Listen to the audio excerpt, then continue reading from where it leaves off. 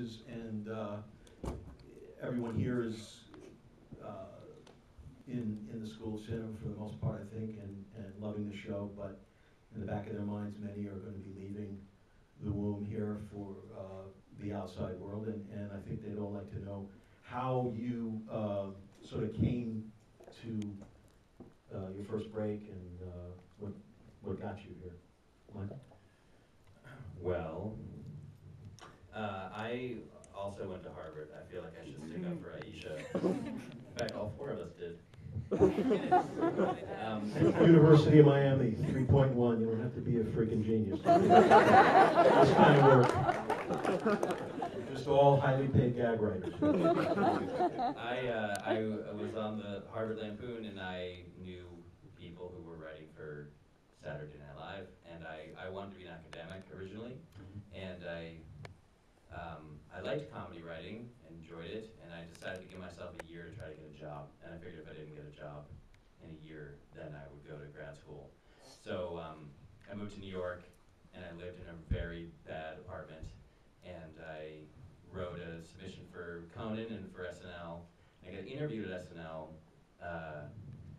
and was SNL, when you go there to interview, you sort of in little groups, and I was walking around, and the only other person in my group was Tina Fey, and I remember very clearly thinking, like, there's no way I'm getting this job because this chick is way funnier than I am, and I was right, and she got hired and I didn't, but the idea that I had gotten that far gave me some confidence, and then so I kept going, and then one day, a couple months later, Norm Macdonald got fired from Weekend Update, and a whole bunch of people got shuffled around, and they just called me and said, and this is very SNL, they called me on the phone on a Friday and said, you start Monday. And I reported to work at 10 a.m. to the 17th floor of 30 Rockefeller Center, and no one was there. Like, not a human being alive. And I just stood awkwardly for 3 hours while I waiting for a person, anyone, to come and tell me that this was not a fever dream that I was having. And then the SNL is very like trial by fire. They sort of throw you into the pot and see if you cook or not. And I barely hung on for the first year and a half, which is pretty typical. And then I slowly figured it out, and I was there for 7 years. And then I moved out here to take a job in the office. Did Tina remember you from the group? She did. The first time I met her, I saw her after that experience. I said, hey, I don't know if you remember this, but you and I like walked around together, and then you got hired and I didn't. And her response was, yeah, suck it. Perfect. Always in character. Dan, what about yourself? How did you get going? I was a biochemistry major. Very typical route. I did a lot of improv. I was not on the Lampoon, and I got a grant to travel for a year, which was kind of awesome. And I had applied to med school, and I was going to start med school a month after I got back from traveling. And this guy I knew, Charlie Grandy, who was later a writer at SNL and at The Office, he and I had done a lot of comedy together, and he was like, I'm preparing a packet for SNL. So I said, can I do that with you? My family was like, why don't you get a job and make some money in the month before med school starts? And I was like, nah, pretty sure I'll get a job. And we wrote the worst SNL packet in history. We had a Free to Be You and Me joke in it, like a blonde parody of Free to Be You and Me, a thing that came out in like 1979. This was 1998, so it was not timely at all. It was Trent Watt's Free to Be Just Like Me. Very. Anyway, and then we found out about The Daily Show, which at that time was Craig Kilborn. It was the last year of Craig Kilborn. I had never seen it. And my friend Charlie found out that they were accepting submissions. They'd just gotten a new head writer, and their old head writer had been really anti-Lampoon and anti-Harvard, and they had a ritual of burning all the submissions from Harvard people. Yet another way that Harvard students have been held down, unfairly, discriminated against. And so at that point, we wrote a submission, and we wrote it. We found out about it on a Monday, we handed it in on a Friday, and then they hired us on the Monday. And I was like, we're hired? I can tell med school no. And they said yes, and then I was there for 3 years. I wrote 5,000 jokes while I was there. I got sick of writing those jokes, and I was like, so I left, and I said, this is by way of your Carson Daly roast, skewering my low point career. But I was like, I want to stay in New York, and which is a foolish thing. A life lesson is don't decide to stay in New York. There were no jobs to apply to. There were no openings at Conan or any place. The only job was Carson Daly, and I was there for a little bit. It was great. And then I applied to law school.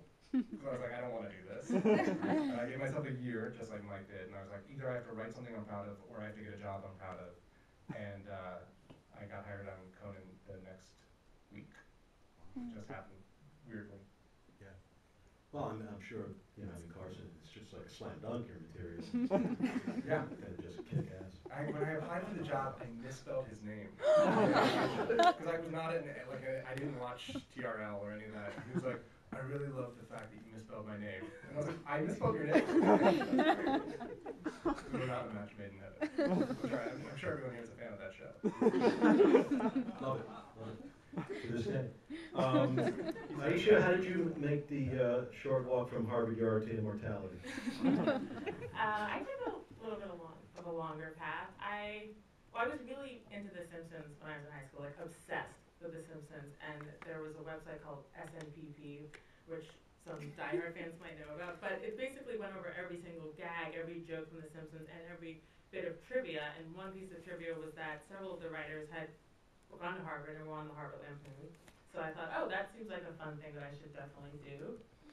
So when I got to school, I was on Lampoon. I wrote a lot of jokes there, and I had a lot of fun. But I wanted to write other stuff too. I wasn't sure if I just wanted to write jokes. So I went to USC for graduate school.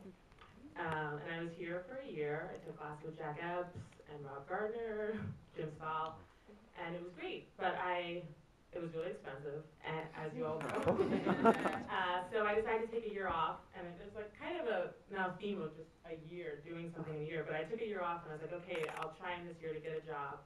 I worked as an assistant for a while, not for television writers. I worked for 2 reality producers who said they were going to be going into scripted, but then the writer's strike happened, so I ended up just doing reality shows for them. It was like Breaking Bonaducci, stories. I was like, I guess I can apply this to writing, but I'm learning something about story structure. Last call's looking pretty good. But eventually I realized that really wasn't going anywhere for me. I was like, I want to write. This is a great job, and they were great people, but it wasn't for me.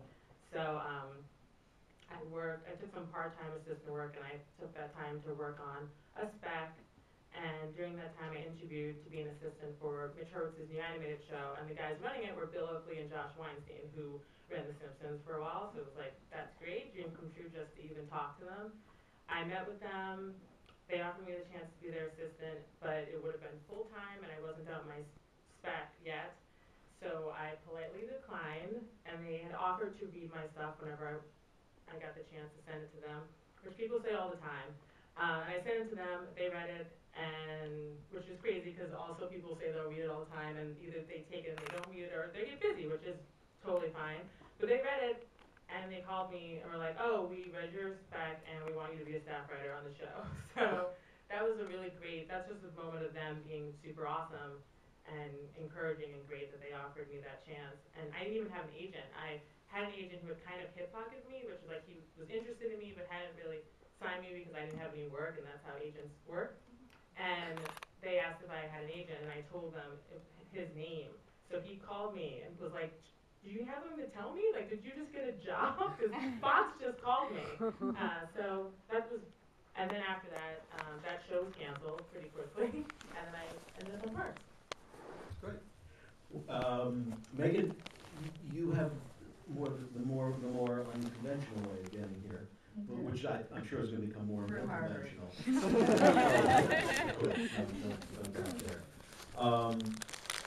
So tell us a little bit about the Twitter thing and how it grew and you guys being incredibly insightful to look in those places as well. Well, I did go to Harvard, the USC of the East. And while I was there, I knew I wanted to be a writer of some sort. I didn't write for the Lampoon, but I wrote musicals while I was there.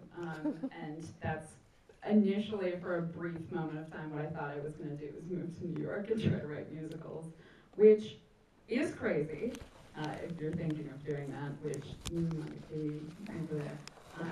But as I was graduating college, I started keeping a Twitter of just jokes to make myself write every day. I know nothing about the internet. I had no idea what the potential could ever be. Just one of my friends was doing it too, and I started doing it. And so I very, very luckily, in a way that I'm forever grateful, managed to just sort of be seen by assistants in Los Angeles, and then some writers started, retweeting my jokes. And it was very organic. I didn't know any of these people on the internet. I was very lucky, I will reiterate that. So by the time I moved here after college, I didn't have a job or anything. I had a little bit of a social circle of comic writers and comedians. And I just sort of did the same old odd jobs and everything. I was a nanny and a tutor. But the first year that I was out here, one of the people who followed me on Twitter was a man named Jordan Rubin, who had wrote the Oscars that year, which was the Anne Hathaway James Franco Oscars. That was my first writing job. And I have a lot of stories about that. I'll tell you after this whole thing. We have to know. Yeah, but he, this man, Jordan, who I had never met, was asked to just go for a lunch meeting one day, and then he was like, I think I like your jokes a lot. Do you want to write for the Oscars? And I was like, that doesn't happen. And it did, and I wrote for the Oscars, and just have parlayed that into more writing jobs. I wrote for a Disney Channel show after that, which was a very eclectic first year. Which one was it? It's called Ant Farm. It's a live-action Disney Channel show. It was my first writing room staff job, and I got that job because while I was writing the Oscars, I needed a day job. Wait, Disney paid? Well, It's a not. shock. Disney does a lot of sneaky things to not pay you as much as they're supposed to. But I became while I was writing for the Oscars in 2011, I guess, I became the assistant to the showrunners of this Disney Channel show, which was just starting. I didn't tell them that I was a writer, and I didn't tell them that I was writing for the Oscars because I thought it was like a conflict of interest. I just was their stable lady, which I'm very good at. I'm very good at stabling and comedy writing. But they Googled me, like bosses are wont to do, I guess, and saw that I was writing for the Oscars and were like, oh, we need another staff writer for our show. Do you want to write for a Disney Channel show? So I wrote for that for a year, and those were my first two jobs. And then got to these guys. I did. I wrote for a show called Kroll Show after that Disney Channel show, which I'm seeing some head nods. Thank you. It's a very good show.